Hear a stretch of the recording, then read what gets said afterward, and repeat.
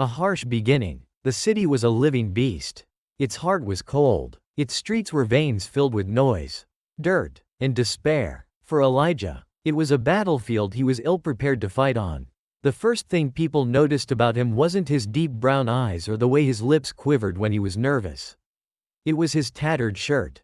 The way it clung to his thin frame like a worn-out memory of something whole. His skin, a beautiful shade of ebony, was too often a mark of judgment in this town.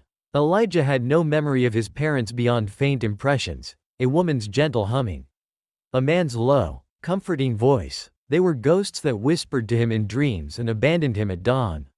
Orphaned at a young age, Elijah drifted between shelters and the unforgiving streets. Too young to understand why he was alone. Too old to ignore the biting hunger in his stomach. A daily struggle. The sun's first light often found Elijah crouched behind the bins of a bakery, waiting for the baker to discard yesterday's bread. This was his morning ritual, one of survival rather than hope. On a lucky day, he might get a stale roll or a piece of hard crust. On unlucky days, he'd be chased away with shouts or worse, a broom swiping at his legs. One such morning, Elijah stood shivering in the cold, his bare feet numb against the pavement. The baker spotted him too early. "Get out of here, you little thief," the man bellowed, hurling a chunk of dough at Elijah. "I wasn't stealing," Elijah pleaded, his voice cracking. The baker didn't care. "I don't need your kind hanging around my shop." Elijah bolted, his heart pounding. He ducked into a nearby alley, clutching his sides to stop the ache of hunger. He slid down against the wall and let the tears come. But not for long. Tears wouldn't fill his stomach, and self-pity wouldn't keep him alive. The first glimpse of his talent. That night, under the flickering streetlight of a forgotten corner, Elijah sat curled on a piece of cardboard. The wind howled, but he couldn't sleep. His belly growled louder. To comfort himself, he began to hum a low, haunting tune that spilled out like a lullaby from some hidden place in his memory. The melody grew, soft at first, then fuller, richer. Elijah sang words he didn't fully understand, a patchwork of phrases his mother might have sung to him long ago. He sang until the world seemed quieter. And for a moment, it was just him and the music. "Boy, you got a voice like honey." A raspy voice startled him. Elijah jumped, his song cut off. A homeless man with a kind but weathered face stood nearby, his eyes glistening in the dim light. "Don't stop now," the man said, reaching into his pocket and tossing a coin at Elijah's feet. Elijah stared at the coin, a dime. It wasn't much, but it was the first thing anyone had ever given him for his voice. For the first time in what felt like forever, he smiled. First attempts at singing. The next day, Elijah tried something new. He found a bustling street corner near the marketplace and took a deep breath. His heart raced as he began to sing. People walked by, some too busy to notice, others pausing to watch. His voice carried over the noise of carts and chatter, a warm, soulful sound that stood out in the chaos. At first, no one tipped him. Some sneered, and one woman even muttered, "Go back to where you came from." Elijah felt his chest tighten, but he didn't stop. Then, a child tugged at her mother's sleeve, pointing to Elijah. The mother, a kind-looking woman, handed Elijah a quarter and smiled. "You've got a gift," she said softly before disappearing into the crowd. Elijah clutched the coin like it was gold. That quarter meant more than money, it was validation. Proof that his voice could be his way out. Confrontations with injustice. Elijah's newfound courage didn't come without consequences. The streets were no place for a black boy to stand out. Not in a town like this. A week later, as Elijah sang on his corner, a white police officer approached. His boots thudded heavily on the pavement, his baton tapping against his thigh like a warning. "What do you think you're doing here?" the officer growled. "Singing, sir," Elijah replied, his voice trembling. "You need a permit to perform here." "Got one?" Elijah shook his head. "I didn't know." The officer smirked. "Well, now you do. Move along." He shoved Elijah, not hard enough to knock him down but enough to humiliate him. A few onlookers laughed, others turned away, unwilling to intervene. Elijah swallowed his pride and backed away. But the shame burned deep. That night, he sang again in the alley, his voice filled with raw emotion, pain, anger, and defiance, seeds of resilience. Despite the harassment, Elijah refused to give up. Each day, he returned to his corner, choosing different streets to avoid the officer. He learned how to read the crowd, how to spot the kind faces among the indifferent or cruel ones. Slowly, he began to earn more coins. One day, a shopkeeper offered him a sandwich after hearing him sing outside her store. "You've got something special, boy," she said, her voice kind but firm. "Don't let anyone tell you otherwise." That night, as Elijah bit into the sandwich, he felt something he hadn't felt in a long time: hope. It was a fragile thing, like a candle flickering in the wind, but it was enough to keep him going. A foreshadowing of change. As the days turned into weeks, Elijah's voice began to attract more attention. People started asking him where he learned to sing like that. And he always gave the same answer: "I just sing what's in my heart." One evening, as the sun set over the city, a man in a sharp suit stopped to listen. He didn't say anything, just stood there, watching Elijah with an unreadable expression. When Elijah finished his song, the man handed him a crisp $5 bill and said, "You've got potential, kid, don't waste it." Elijah stared at the bill, his heart pounding. Who was that man, and what did he mean? Elijah didn't know it yet, but his life was about to change. The city never stopped moving. Its rhythm was relentless, its edges sharp and unforgiving. To most, it was a place of opportunity. To Elijah, it was a predator, always stalking, always ready to pounce. Every corner held a new challenge, and every face seemed to carry a shadow of judgment. Elijah had learned early that survival wasn't about fairness, it was about endurance. His life was a balancing act between hunger and hope, a constant battle against the odds. The hunger that never left. It started with the ache in his stomach, a familiar companion by now. Elijah knew hunger like others knew the sunrise: constant, predictable, and inescapable. He had tried everything to stave it off: begging, scavenging, even stealing once when desperation outweighed his fear of punishment. That time, he had snatched an apple from a vendor's cart, only to be caught a few steps away. The vendor's angry shouts had drawn a crowd, and Elijah had been dragged into the street by his collar. "You filthy little thief," the vendor yelled, raising a hand as if to strike him. Elijah had cowered, tears streaming down his face, until a woman in the crowd intervened. "Leave the boy alone," she said, stepping between them. Her voice was firm, but her hands trembled as she faced the vendor's wrath. The vendor relented, muttering curses under his breath. But the damage was done. Elijah had run off, his pride as bruised as his knees. The woman had offered him a coin, but he had refused, ashamed of the scene he had caused. That night, he slept with an empty stomach, vowing never to steal again. But hunger didn't care about promises. A voice in the shadows. The first time Elijah realized his voice was more than just a comfort to himself. He had been hiding from a storm. The rain lashed against the tin roof of an abandoned warehouse where he had taken shelter. Cold and alone, he had begun to hum, a low, trembling sound that rose and fell like the storm outside. The echoes transformed his simple tune into something ethereal, filling the space with a warmth that his thin jacket couldn't provide. Unbeknownst to him, a young woman had also taken refuge there. She approached him cautiously, her hands tucked into the pockets of her coat. "That's beautiful," she said softly, her voice almost drowned by the rain. Elijah had stopped mid-note. Startled. "Sorry," he mumbled, his cheeks burning with embarrassment. "Don't be," she said, smiling. "You've got a gift. Don't waste it." He hadn't known how to respond. No one had ever called anything about him a gift. But her words stayed with him long after she had disappeared into the rain. The market's harsh realities. Elijah's first day singing in the marketplace was one he would never forget. He had chosen a corner near the fishmongers, reasoning that the bustle of buyers might hide his nervousness. His voice trembled as he began to sing, his eyes fixed on the ground to avoid the stares of passers-by. At first, no one paid attention. Then came the whispers. "Is that the orphan boy? What's he doing here, singing like he's got a reason to?" A group of teenage boys approached, their laughter sharp and mean. "Hey, are you trying to be famous or something?"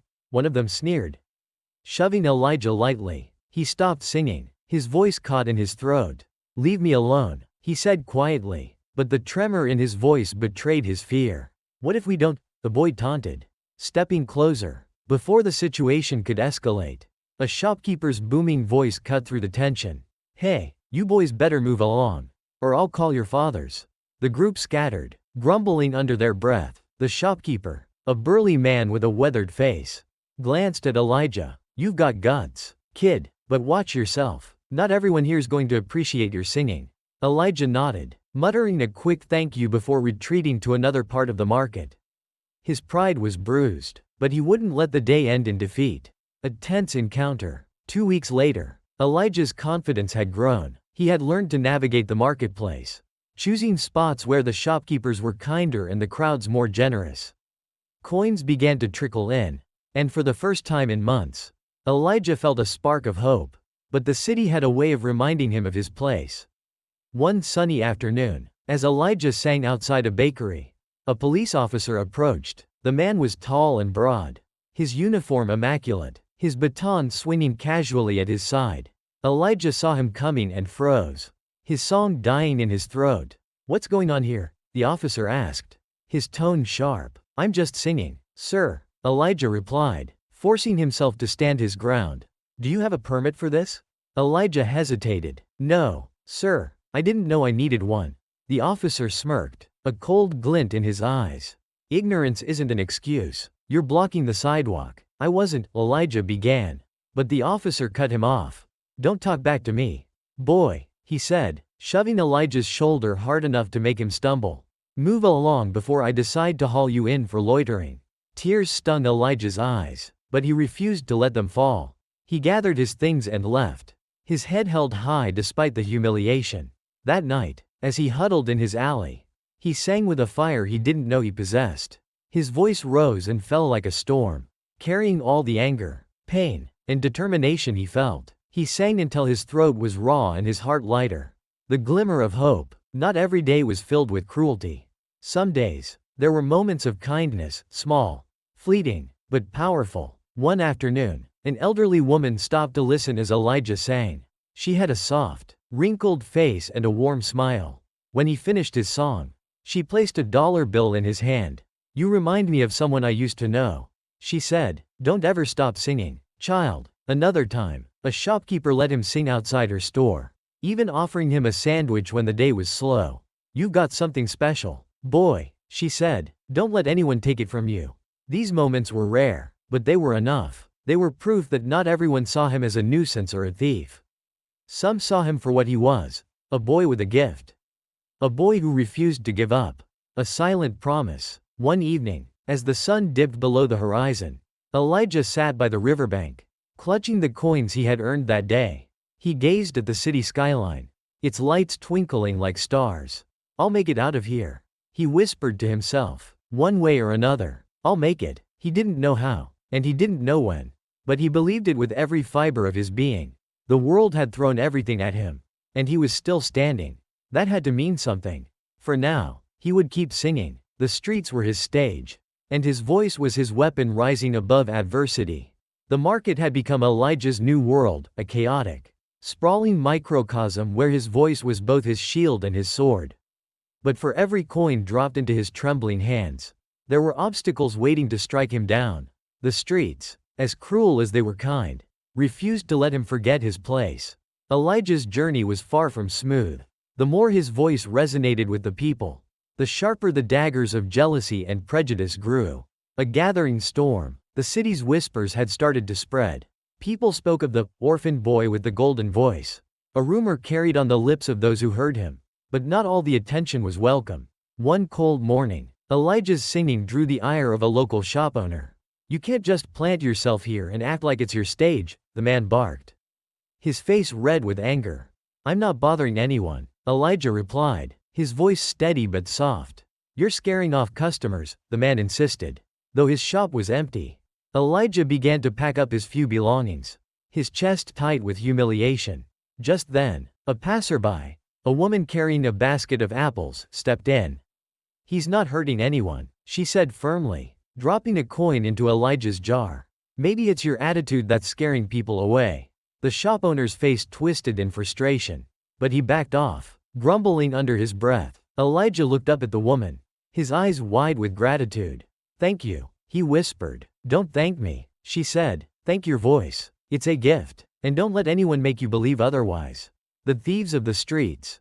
Despite the moments of kindness, the streets were unforgiving. One evening, As Elijah counted the day's earnings, a group of older boys surrounded him. Their leader, a wiry boy with a scar across his cheek, sneered. "Got a nice little stash there, don't you?" he said, his voice dripping with menace. Elijah instinctively clutched his jar. "Leave me alone, or what?"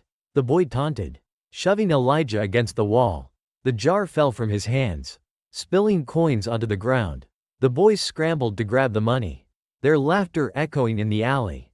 Elijah tried to fight them off, but he was no match for their strength. When they were gone, he sat on the cold ground, tears streaming down his face.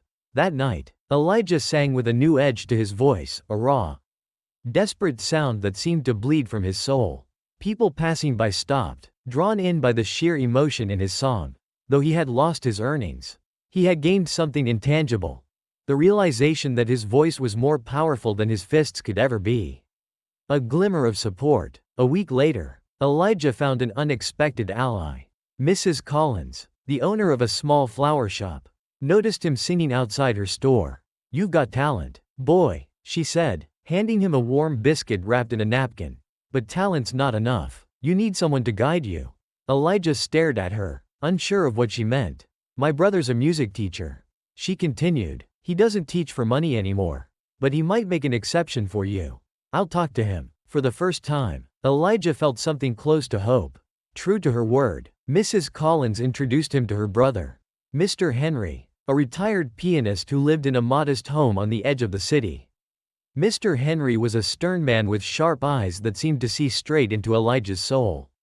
"Sing something for me," he said, sitting at an old upright piano. Elijah hesitated, then opened his mouth. His voice, hesitant at first, grew stronger as he sang. When he finished, Mr. Henry nodded. "You've got a natural gift," he said, "but you lack discipline. If you're willing to learn, I'll teach you." Elijah's heart swelled with gratitude. He nodded fervently. "I'll do whatever it takes." Learning the notes of life. Over the next few months, Elijah spent his evenings with Mr. Henry, learning about scales, pitch, and breathing techniques. The lessons were grueling, but Elijah thrived under the structure. For the first time in his life, he felt like he was building something, a foundation for a future that didn't feel so impossible. "You're not just singing for yourself anymore," Mr. Henry told him one evening. "Your voice has the power to move people. Use it wisely." But the lessons came with risks. Some of the townsfolk didn't take kindly to seeing a black boy walking through their neighborhood, even if it was to learn music. On more than one occasion, Elijah was stopped by police officers, who questioned his presence with thinly veiled hostility. "What are you doing here, boy?" one of them asked, his hand resting on his baton. "I'm going to my teacher's house," Elijah replied, trying to keep his voice steady. The officer sneered. "You'd better not be causing trouble." Elijah's hands shook as he walked away, but he refused to let fear keep him from his lessons. A moment of recognition. One evening, as Elijah sang on his usual corner, a man in a tailored suit stopped to listen. He stood apart from the crowd, his expression unreadable. When Elijah finished, the man approached him. "You've got potential," he said, his voice measured, "but talent like yours needs the right stage." Elijah stared at him, unsure of what to say. "I'm hosting a community event next month," the man continued. "It's a chance for local performers to showcase their talent. I'd like you to be part of it." Elijah's heart raced. "Really? You mean it?" The man nodded, handing him a flyer. "Don't waste this opportunity." As the man walked away, Elijah felt a mix of excitement and fear. This could be the chance he had been waiting for, but it also meant stepping into a world far larger and more intimidating than his street corner. Confrontation with injustice. Elijah's growing visibility brought both praise and problems. One day, while singing outside a busy cafe, a commotion erupted. A shop owner accused him of stealing a wallet, pointing an accusatory finger in his direction. "I didn't take anything," Elijah protested, his voice shaking. The police were called, and Elijah was dragged into the street, his protests drowned out by the crowd's murmurs. Just as he thought he would be arrested, Mrs. Collins appeared, clutching the wallet in question. "This was on the counter inside," she said, her voice sharp. "The boy didn't take it." The officer released Elijah with a warning, but the humiliation lingered. That night, as he sat alone, he wondered if he would ever escape the shadow of prejudice, turning pain into power. Despite the setbacks, Elijah refused to give up. He poured every ounce of his pain and frustration into his songs, his voice carrying the weight of his struggles. More and more people began to stop and listen, their faces a mix of awe and empathy. One night, as he sang a particularly heartfelt tune, a small boy approached him. The child's eyes were wide with wonder, and he tugged at his mother's sleeve. "Mom, can I give him my money?" the boy asked. The mother nodded, and the boy handed Elijah a crumpled dollar bill. "You sing like an angel," he said. Elijah smiled, his heart full. In that moment, he realized that his voice wasn't just a tool for survival, it was a beacon of hope. Not just for himself, but for others. The city had begun to change for Elijah, or perhaps it was Elijah who was changing. He had learned to weave his way through the intricate maze of streets, faces, and fortunes. The bruises on his pride, the scars on his soul, all became part of the fabric of his identity. The boy who once trembled at the slightest insult now sang louder, even when the world tried to silence him. But with every step forward came another challenge, each more daunting than the last. The world wasn't ready to give him a break, it was ready to test him. The sting of jealousy. Elijah's growing presence in the marketplace began to draw envy. The other street performers, many of whom were older and more seasoned, saw the boy as a threat. One afternoon, as Elijah sang to a small but attentive crowd, a man with a battered guitar approached. "You think you're better than us?" the man spat, his voice loud enough to cut through Elijah's song. The crowd murmured, shifting uncomfortably. "I'm just singing," Elijah replied, his voice steady but low. The man sneered. "Singing? More like begging. You're stealing food off our tables." Elijah didn't respond, but the man wasn't finished. He grabbed Elijah's jar and hurled it to the ground. Coins scattered, rolling into the gutter. Gasps rippled through the crowd as Elijah dropped to his knees, scrambling to gather what little he had earned. "Let him sing," a voice shouted from the back of the crowd. It was Mrs. Collins, the flower shop owner who had become one of Elijah's staunchest supporters. She marched forward, her expression fierce. "He's got as much right to be here as anyone else." The man glared at her but said nothing, slinking away into the crowd. Elijah looked up at Mrs. Collins, his eyes filled with gratitude. "Don't let them scare you," she said firmly. "You're better than they are." The mentor's warning. Mr. Henry had become both a teacher and a confidant to Elijah. The old man's lessons were as much about life as they were about music. One evening, after a particularly grueling practice session, Mr. Henry set his sheet music aside and looked at Elijah with an intensity that made the boy sit up straighter. "You've got a gift," Mr. Henry said, "but gifts like yours come with a price." "What do you mean?" Elijah asked, his brow furrowing. "People will hate you for it," Mr. Henry replied bluntly. "They'll try to tear you down because they can't stand to see someone like you rise above them." Elijah nodded slowly. He had already seen this truth play out on the streets. "But you've got to remember," Mr. Henry continued, his voice softening, "your voice isn't just yours. It belongs to everyone who hears it. And that means you've got a responsibility, to yourself. And to them." Elijah didn't fully understand Mr. Henry's words then, but they stayed with him, echoing in his mind long after he left the old man's house. A cruel accusation. As Elijah's confidence grew, so did the hostility he faced. One afternoon, while he was singing outside a bustling cafe, a sharp voice cut through the air. "Stop him," a woman shouted. "That boy stole my wallet." Elijah froze, his song dying on his lips. A crowd began to gather, their eyes narrowing as they turned toward him. The woman, a well-dressed shopper with an air of authority, pointed an accusing finger at him. "I didn't take anything," Elijah said, his voice trembling. He glanced around, searching for someone, anyone, who might defend him. "Empty your pockets," a man in the crowd demanded. Before Elijah could respond, a pair of police officers pushed through the crowd. One of them grabbed Elijah by the arm, his grip bruising. "You're coming with us," the officer said, dragging him toward a patrol car. "No, I didn't do anything," Elijah protested, struggling against the officer's hold. "Wait," a voice called out. It was Mrs. Collins, clutching a leather wallet in her hands. "This was on the ground over there," she said, pointing toward a nearby table. The woman's face turned red as the crowd murmured. The officers released Elijah, but the damage had been done. He stood there, his shoulders slumped, as the crowd slowly dispersed. That night, Elijah sang with a pain that cut through the night air like a blade. His voice carried all the humiliation, anger, and sorrow he felt, leaving an indelible mark on anyone who heard him. The music teacher's gift. One evening, after a long practice session, Mr. Henry handed Elijah a small, wrapped package. "What's this?" Elijah asked, turning the package over in his hands. "Open it," Mr. Henry said, a rare smile softening his usually stern face. Inside was a leather-bound notebook filled with blank sheet music. The first page had a single line of text written in Mr. Henry's careful script, "For Elijah, who sings from the heart. I want you to start writing your own songs." Mr. Henry said, "Your story deserves to be told. And no one can tell it better than you." Elijah's throat tightened as he clutched the notebook to his chest. "Thank you," he whispered, his voice thick with emotion. A risky invitation. Elijah's voice had begun to draw attention from beyond the marketplace. One day, a man in a tailored suit approached him after a performance.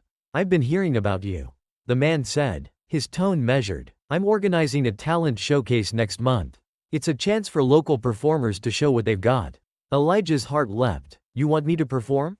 The man nodded. "But you'll need to clean yourself up and prepare something special. The audience won't be easy to impress." Elijah promised to be ready. For the first time, he felt like the dream of a better life wasn't just a distant fantasy, it was within reach. A moment of reflection. As the days passed, Elijah found himself standing at the riverbank once more. The water flowed steadily, a stark contrast to the turbulence of his life. He clutched the notebook Mr. Henry had given him, flipping through the blank pages.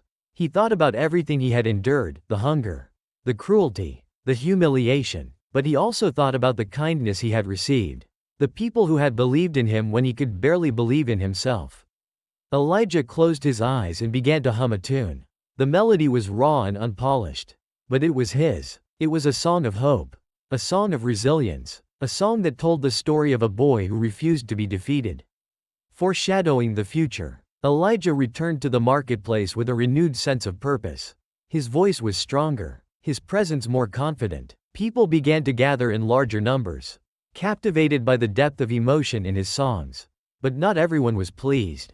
The other performers grew more resentful, and the police kept a closer eye on him. The road ahead was still fraught with danger. But Elijah was no longer afraid. He had a stage, a voice, and a story to tell, and he was determined to make the world listen. Triumph and redemption. Elijah stood at the threshold of a new chapter. But the shadows of his past lingered, whispering doubts into his ears. The upcoming showcase was more than an opportunity, it was a test. A test of his resilience, his talent, and his ability to rise above a world that had tried to keep him down. For a boy who had spent his life surviving day to day, the thought of performing on a stage was both exhilarating and terrifying. But Elijah knew one thing for certain: he could not let this chance slip away. The road to the stage. Preparation for the showcase consumed Elijah's days and nights.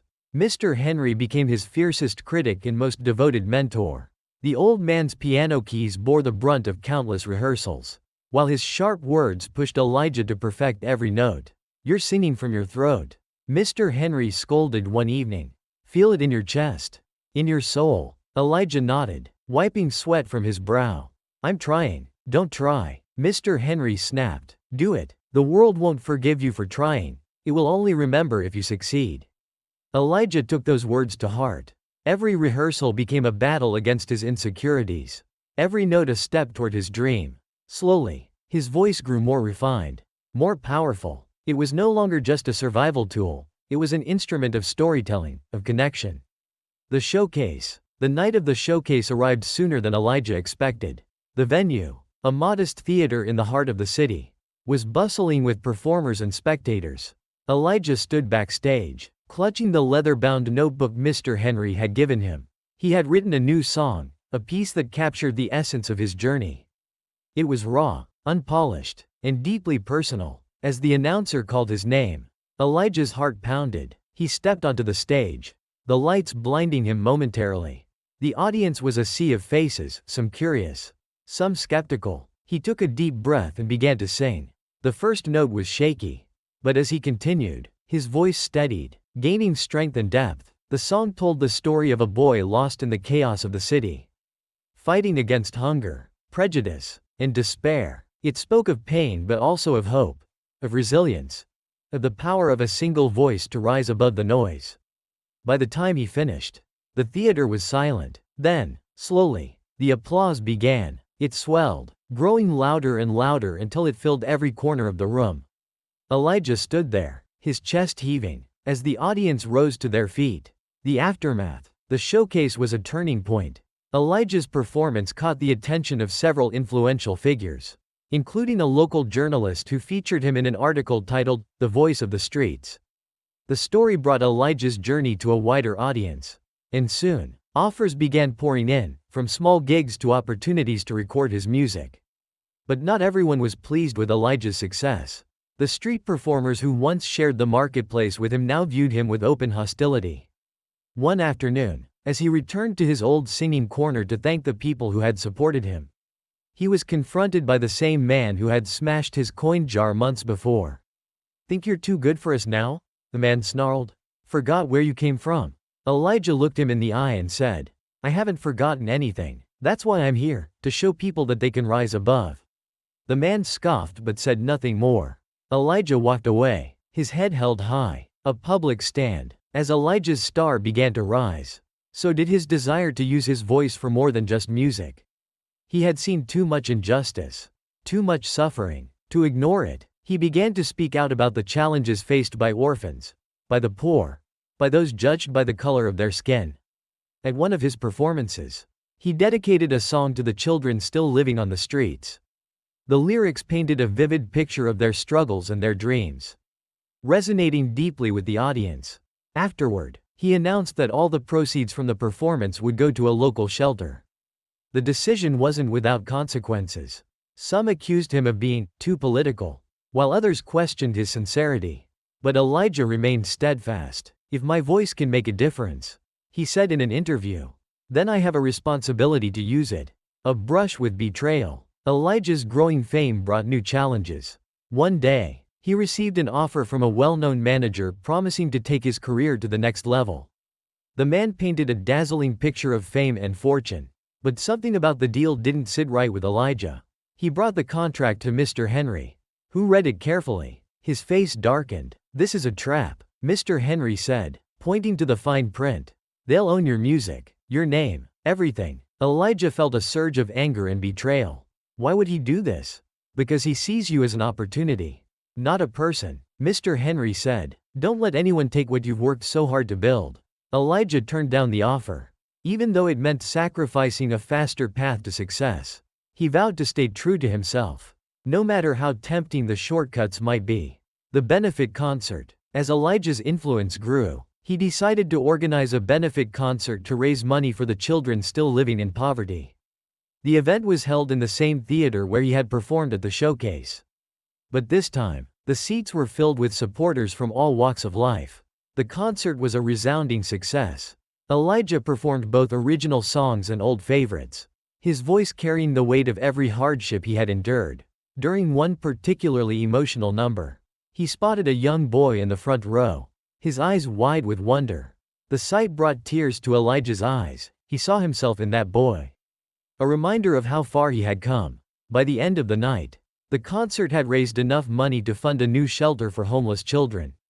As Elijah stood on stage, looking out at the cheering crowd, he felt a sense of fulfillment he had never known before. A fulfilling life. In the years that followed, Elijah's life transformed. He continued to make music, using his platform to advocate for the marginalized and inspire others to chase their dreams. He never forgot his roots, often returning to the marketplace to sing for those who had supported him when he had nothing. One day, as he was walking through the city, he came across a young boy singing on a street corner. The boy's voice was raw, untrained, but filled with passion. Elijah approached him, placing a hand on his shoulder. "You've got a gift," he said. "Don't let anyone take it from you." The boy looked up at him, wide-eyed. "Are you Elijah?" Elijah smiled. "I was once where you are now. And if I can make it, so can you." As he walked away, Elijah felt a deep sense of peace. His journey had come full circle, and he had found not only success but purpose. His voice, once a tool for survival, had become a beacon of hope for others. Elijah's performance at the showcase had sparked a ripple, a subtle, yet undeniable wave of change in his life. The applause that had thundered through the theater that night lingered in his heart. A reminder that he was more than a street performer, more than a boy lost to the city's merciless grip.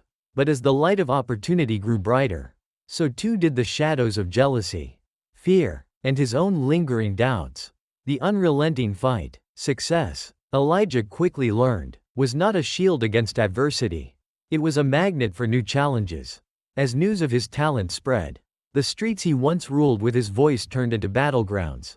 The other street performers, some who had been kind to him in his earliest days, others who had ignored him, now saw him as a threat. One day, as he returned to his old singing corner, a group of them confronted him. Their leader, a middle-aged man with a gravelly voice and a guitar slung over his back, stepped forward. "Look who's back," the man said, his tone mocking. "The golden boy who thinks he's too good for the streets now." Elijah frowned. "I'm not here to compete. I just wanted to thank the people who—" "Save it," another performer interrupted. "You come back here. You're taking food out of our mouths. Go sing for your fancy crowds." Elijah opened his mouth to protest, but a chorus of angry murmurs silenced him. He realized that no matter how much he tried to bridge the gap between his old life and his new one, there would always be those who refused to let him. A harrowing night. The tension reached a boiling point one evening as Elijah left a small gig at a local cafe. The night air was cool, the streets quiet except for the occasional passing car. Elijah carried his notebook and the modest payment he had received, a few bills tucked into his pocket. As he turned down an alley to take a shortcut home, he heard footsteps behind him. Quickening his pace, he glanced over his shoulder and saw 3 figures emerging from the shadows. "Hey, star boy," one of them called. It was the man with the gravelly voice from the marketplace. "You think you can just walk away from us? I don't want any trouble," Elijah said, his voice steady despite the fear tightening in his chest. "Trouble's already here," the man sneered. Before Elijah could react, one of them lunged at him, shoving him against the wall. The notebook fell from his hands, the pages scattering across the ground. Another grabbed the money from his pocket, laughing as Elijah struggled to break free. "Stop," Elijah shouted, his voice cracking, but they didn't stop. Suddenly, a loud voice boomed through the alley. "Hey, what's going on here?" A flashlight beam cut through the darkness, revealing a police officer. The men scattered, disappearing into the shadows as quickly as they had appeared. The officer approached Elijah, his face stern. "You all right, kid?" he asked. Elijah nodded, swallowing hard. They took my money." The officer looked down at the scattered pages of Elijah's notebook. He knelt, picking one up and handing it to him. "You've got talent," he said, glancing at the lyrics scribbled on the page. "Don't let punks like that take it away from you." Elijah nodded, clutching the notebook to his chest. Though shaken, he felt a spark of determination reignite within him. The big break. A few weeks later, Elijah received a call that would change his life. A well-known producer, having read about Elijah in the newspaper, invited him to record a demo at his studio. The offer was surreal. Elijah had spent so many nights dreaming of this moment that he almost didn't believe it was real. When he arrived at the studio, the sleek equipment and polished floors felt worlds away from the dusty streets he had called home. The producer, a man named Mr. Randall, greeted him warmly. "You've got something special," Mr. Randall said, the kind of voice that people don't forget. Elijah recorded 2 songs that day, one of them his original composition from the showcase. As he sang into the microphone, his voice trembling at first but gaining strength with each note, he poured every ounce of his soul into the music. The pain, the hope, the resilience, it was all there, etched into every lyric. When he finished, Mr. Randall was silent for a moment. Then he smiled. "We're going to make something incredible." Elijah, the weight of fame. As Elijah's songs began to circulate, his name gained recognition far beyond the marketplace. His music resonated with people who had never met him, who didn't know his story but felt his pain and triumph in every note. Offers for performances and interviews flooded in, and Elijah found himself juggling a whirlwind of opportunities.